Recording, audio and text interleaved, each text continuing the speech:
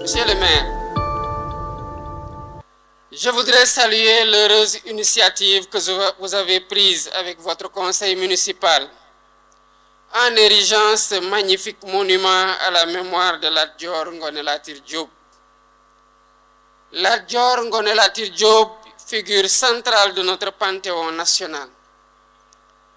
Ces hauts faits d'armes dans la résistance anticoloniale en ont fait un héros national du Sénégal.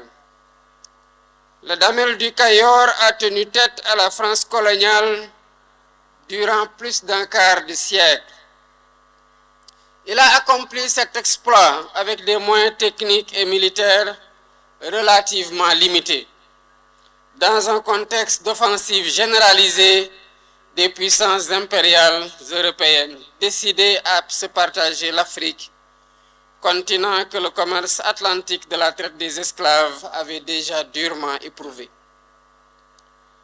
Partout sur cette terre d'Afrique, ce monument commémoratif aurait pu trouver sa place, mais nulle part mieux qu'à Thiès, il ne pouvait être érigé.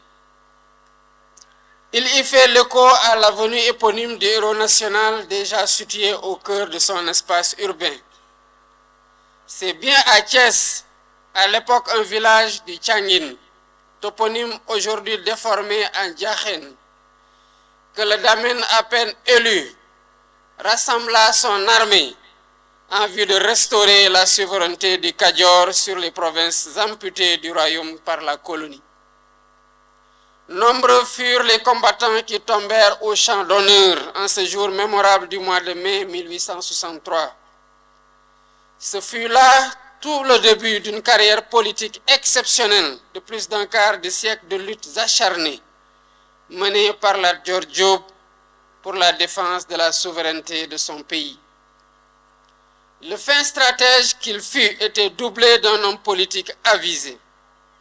Son refus de transiger sur la souveraineté du Kayor l'a poussé à refuser la construction du chemin de fer par la colonie.